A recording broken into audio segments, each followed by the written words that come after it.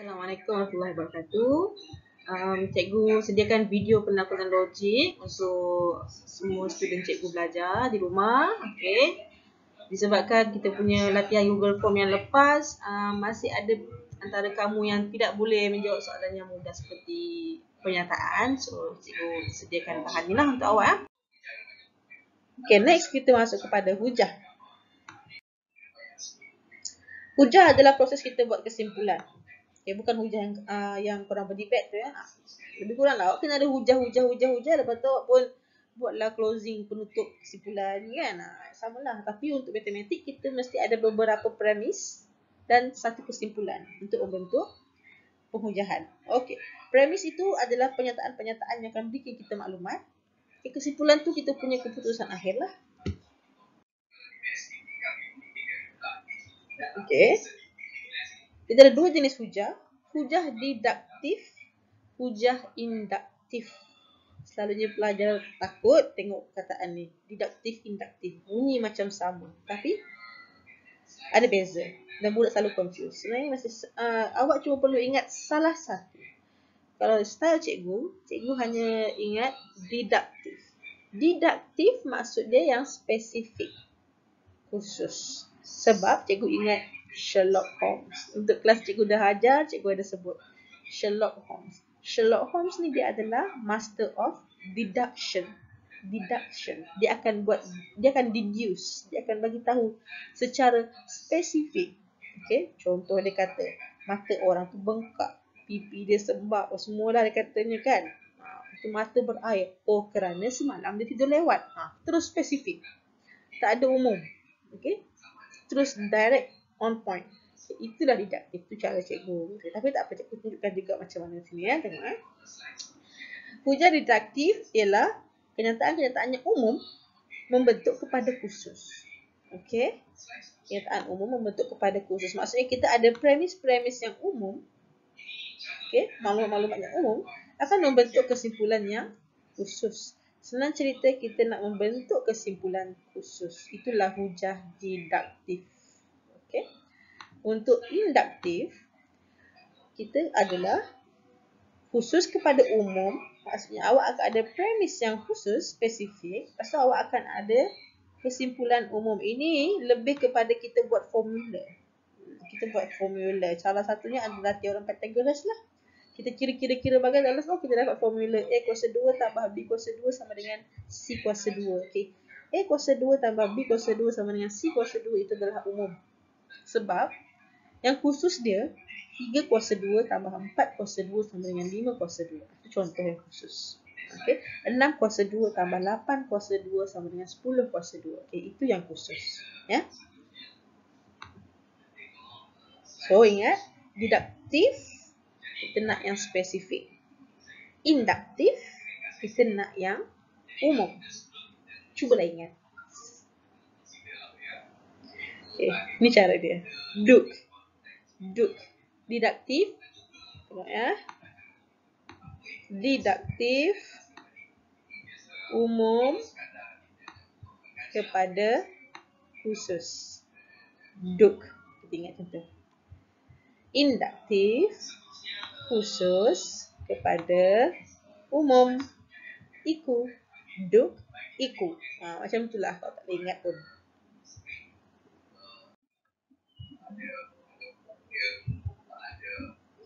Okay, kita nak tentukan yang ini adalah didaktif atau induktif. Tengok ya contoh ini. Semua dia pun bebel macam-macam lah, panjang kan. Semua gandaan bagi 6 ialah gandaan bagi 2 dan 3. Okay. 72 ialah gandaan bagi 6. Okay. Maka 72 ialah gandaan bagi 2 dan 3. Okay. Cuba tengok sini. Dia merujuk kepada semua. Dia merujuk kepada semua ni. Semua. Secara umum kepada semua. Secara umum. Last dia spesifik pada 72. Dia spesifik pada 72. Kesimpulan dia maka 72 ialah gandaan bagi 2 dan 3. So, daripada yang umum pada yang khusus. Itu adalah umum, khusus. Kita akan dapat yang khusus itu adalah didaktif. Okay. Next. Kita ada 1 kuasa 2 sama dengan 1, 2 kuasa 2 sama dengan 4, 3 kuasa 2. Okay, ini awak dah belajar masa form 2, pola. Bila awak ada pola itu adalah jajaran jujukan, itu semua adalah benda yang khusus, spesifik. Lepas tu awak akan membentuk rumus. Ni, dia dapatlah n kuasa 2 di mana n dia ni n kuasa 2 kan? Okay, n kuasa 2. N sekarang adalah ni, nombor ni.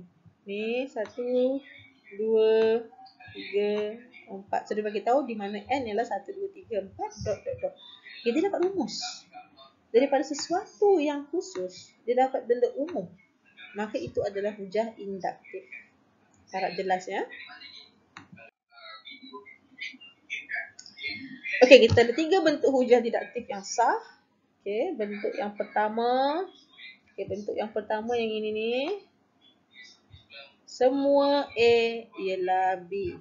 Okay, semua A ialah B. So, kita punya premis 1, semua A ialah B. Dan dia akan beritahu awak premis kedua, C ialah A. Kesimpulan ni C ialah B. Jadi macam ni. Okay, sebenarnya, kita gunakan teknik blocking. Ya. Kita guna teknik blocking. Blocking tu maksudnya kita tutup setengah perkataan. Mana yang tinggal, itu dah jawapan akhir. Okay, contoh tengok. Bila kita ada premis 1 semua, kita nak bentuk kesimpulan, kita automatik akan block semua. Tutup, saran tengok. Dalam kesimpulan tidak akan ada perkataan semua, jika, maka, semua tak ada. Okay? Kita potong terus block. Kita tengok premis 2. C, tiba-tiba ada muncul C, tapi ialah A. Nampak tak ni? Ialah A, kita potong ialah A. Sorry.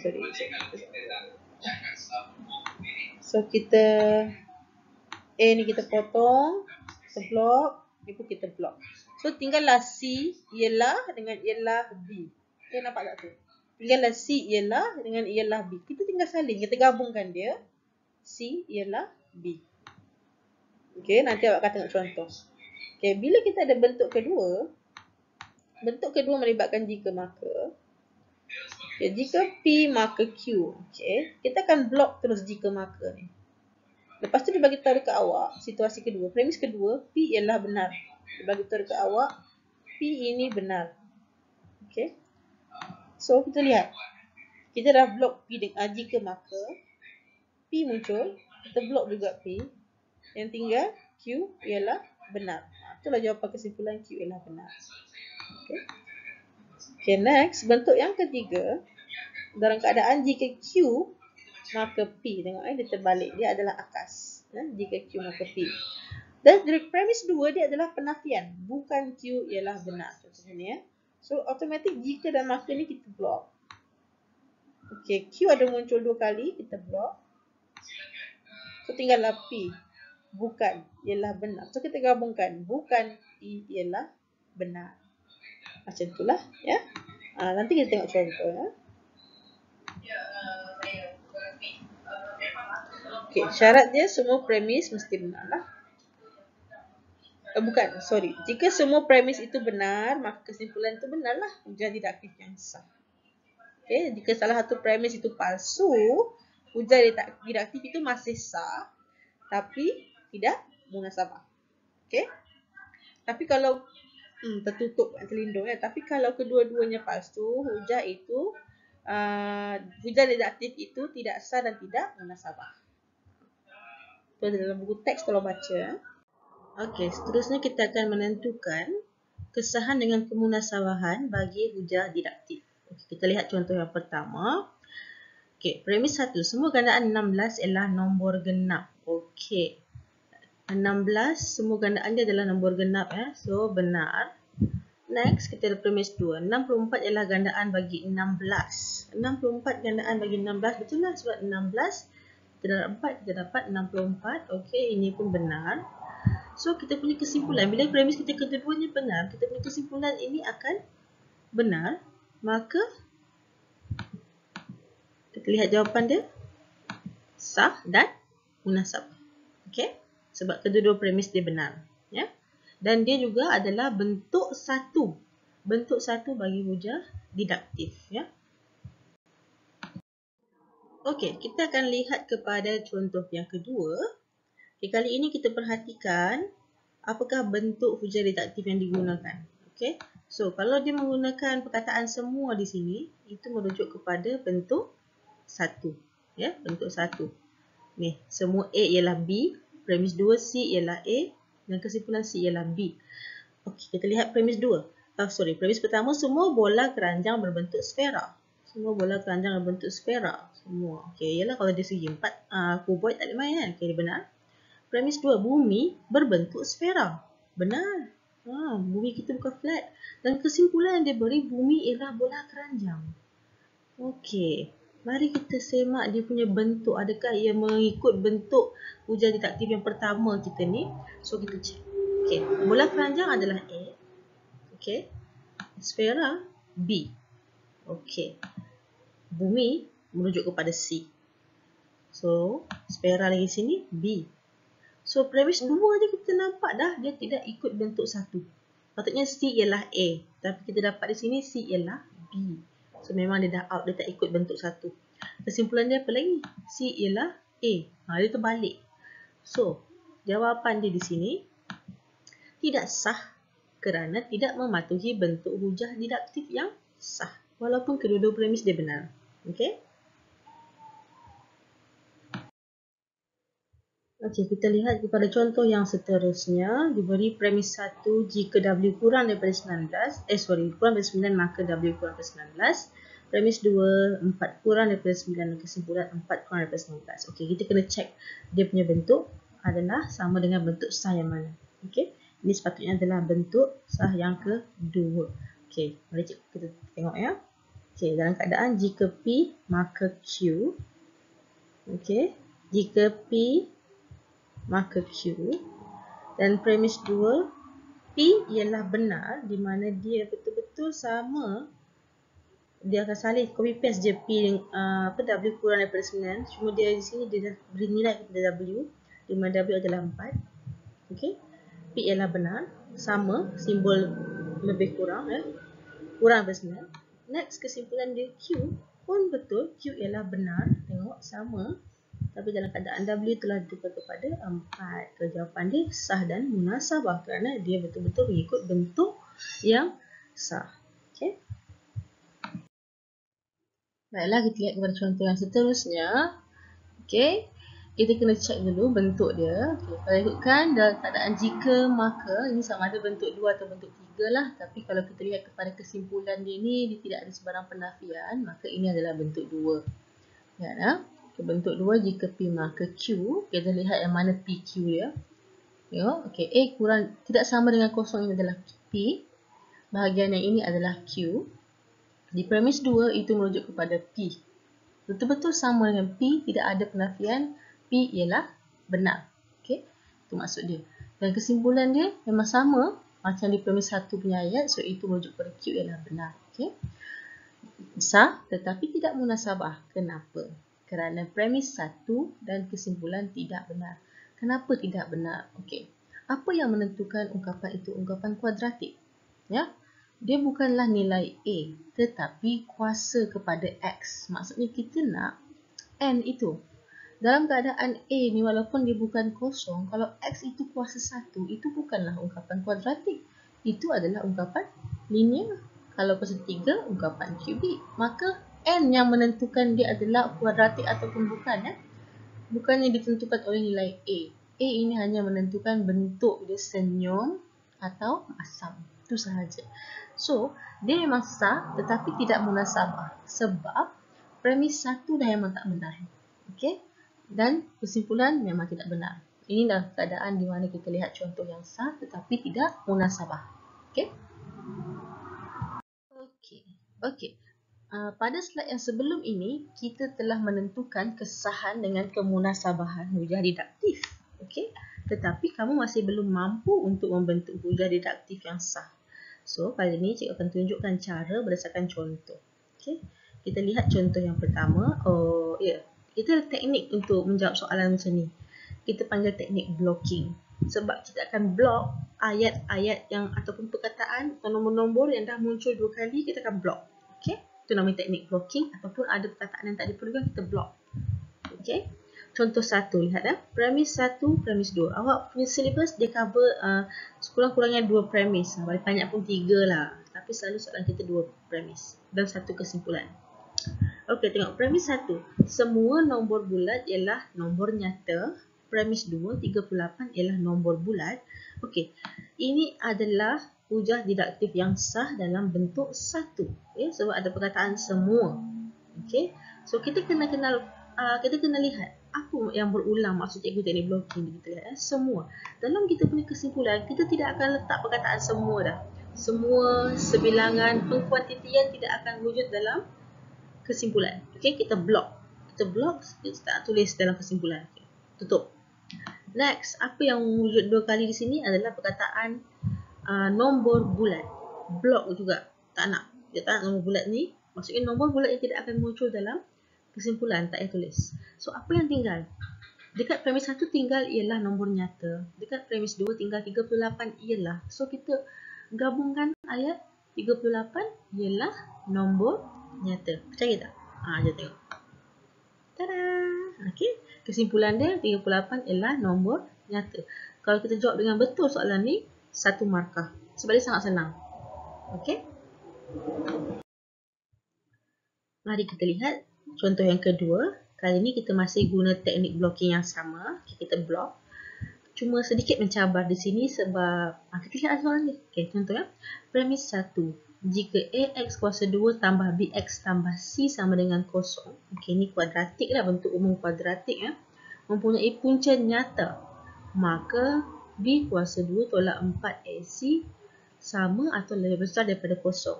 Ada pula kumbang ni. Okey. And then premis 2 diberitahu awak 2x kuasa 2 tambah px tolak 2 sama dengan kosong mempunyai punca nyata. Okey. Ini sebenarnya adalah hujah didaktif yang sah bentuk 2. Jika P maka Q tu, ya. Itu ya. Okey. So kita dalam kesimpulan kita memang akan blok perkataan jika maka pun kita tak akan tulis. So kita blok awal-awal. Jika maka tak mau blok. Alright. Okey. Next, awak perhatikan di premis 2, bentuk dia sama macam bentuk umum kuadratik yang diberi tetapi nilai telah dibagi-bagi A, B dan C. A adalah 2, B dia ganti kepada P, C dia ganti jadi negatif 2. Maksudnya nanti awak kena lihat di bahagian sini, kita dah tukar, kita tidak akan guna ABC lagi dah. Kita akan guna nilai baru ni. Kita akan guna nilai baru yang diberi ni. Okey, ini ya. So, okey. Ayat ini telah wujud. Dia dah salin kan dekat premis 2. So kita blok juga, kita blok sampai perkataan mempunyai punca nyata. So kita lihat apa yang tinggal. Apa yang tinggal hanyalah B kuasa 2 tolak 4 AC lagi sama atau lagi besar daripada kosong. Okey, tapi ingat nilai A, B dan C telah diberi. Okey, so kesimpulan kita salin je tapi kita gantikan B. Okey, B kita ganti menjadi P kuasa 2. Okey, kita gantikan kan B ni, ini B kuasa 2. Allahu Akbar, pula ni. So kita akan gantikan dia mengikut nilai yang kita dah diberi lah. Okey, so jadi P kuasa 2 tolak 4 dalam kurungan 2 dalam kurungan tolak 2 lebih besar sama dengan kosong. Okey, kalaulah awak jawab P kuasa 2 tambah 16 lebih besar atau sama dengan kosong pun sama, tak ada masalah. Ya, maksudnya awak selesaikan kat situ kan, tak ada masalah.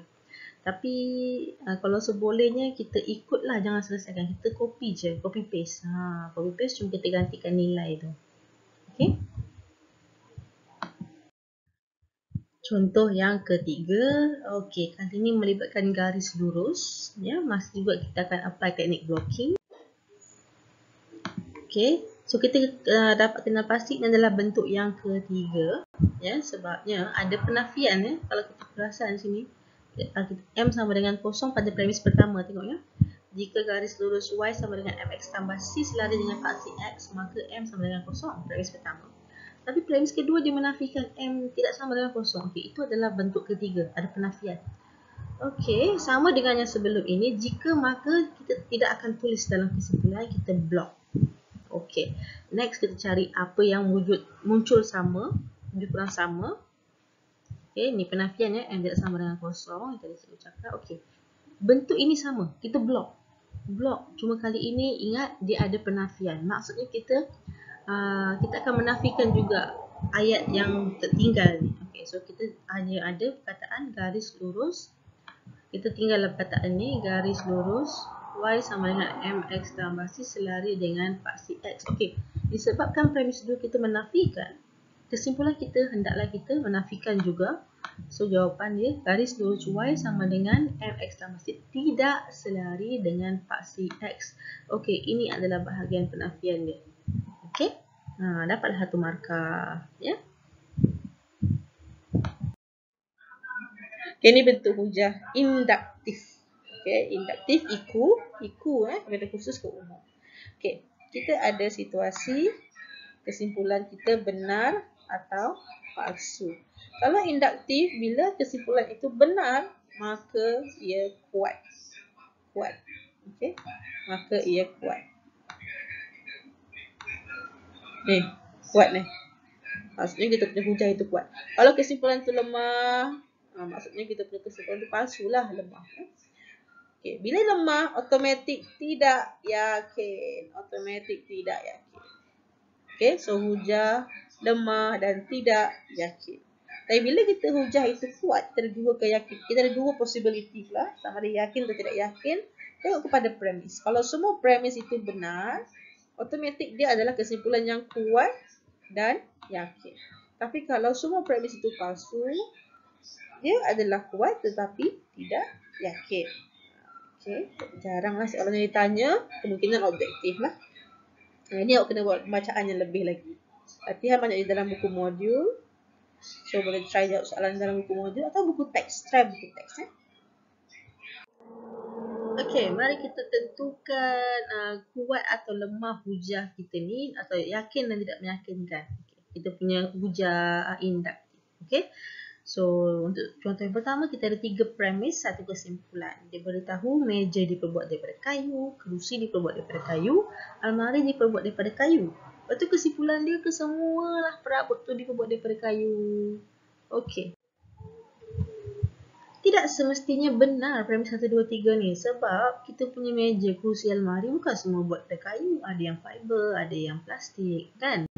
So, tidak cukup untuk kita buat kesimpulan menyatakan semua perabot diperbuat daripada kayu. Okey. So, jawapan dia sangat mendalam. Kita akan terus tulis. Semua premis tidak semestinya benar, maka hujah lemah dan tidak meyakinkan. Awak boleh fikir logik je lah. Tak mungkin tak logik. Fikir logik. Tak mungkin. Macam tu kan? Okey.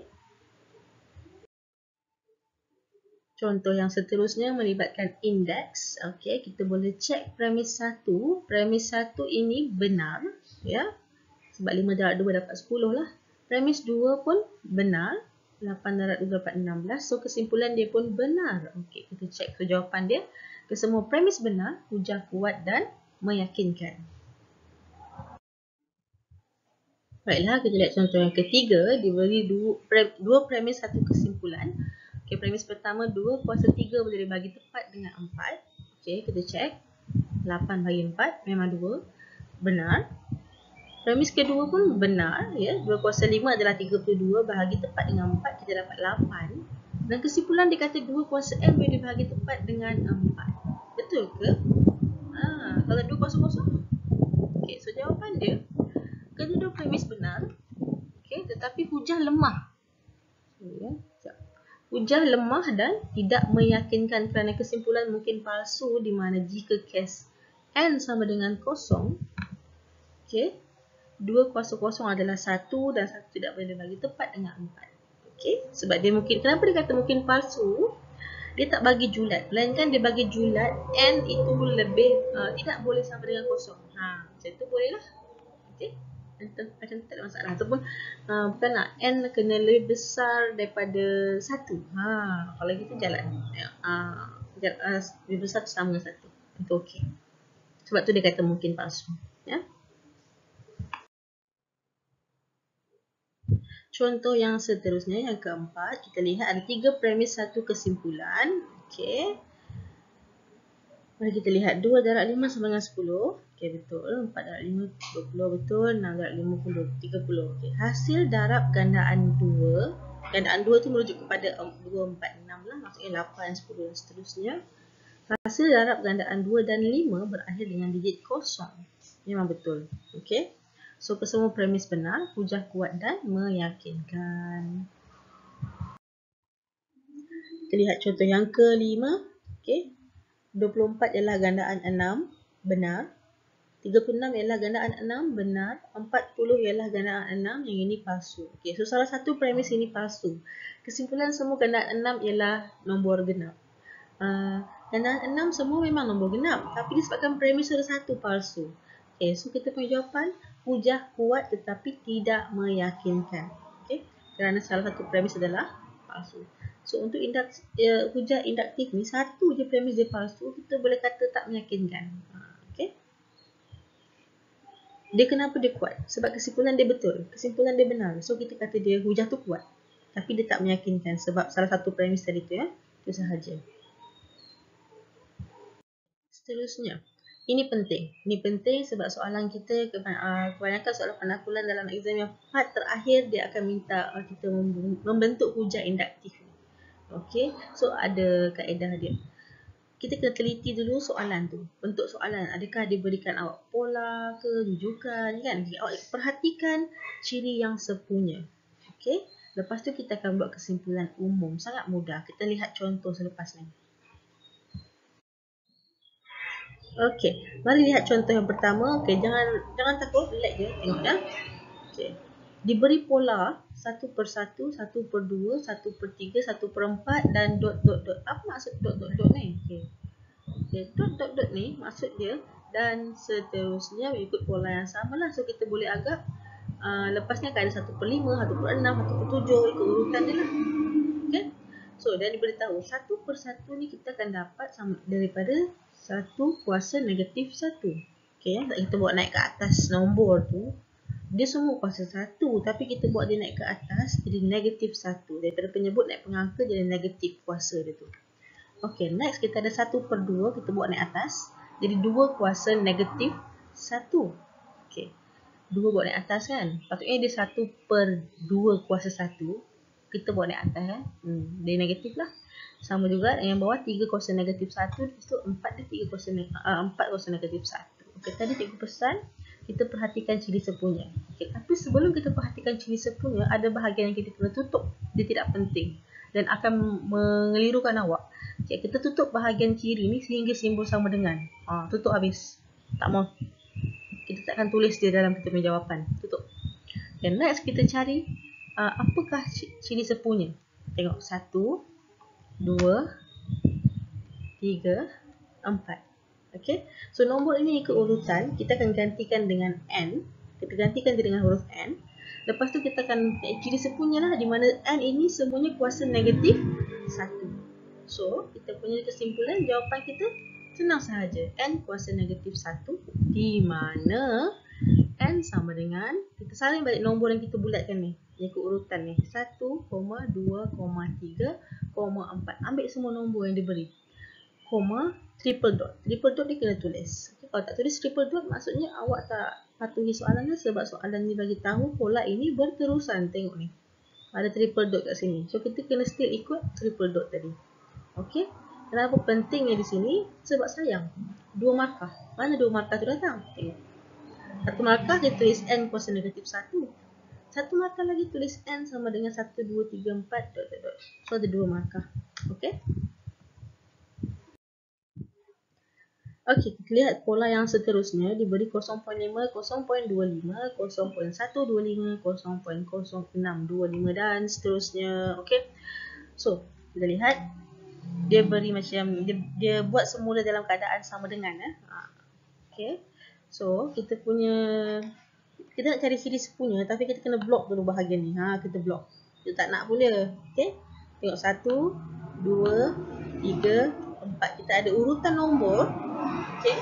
So, nombor yang kita ikut urutan ni kita akan gantikan dengan huruf N dan menunjukkan ciri sepunya dalam kurungan 0.5 sama 0.5 tu kita salin di 0.5 dalam kurungan kuasa N. Okey, so jawapan dia Sangat mudah. Terus tulis je.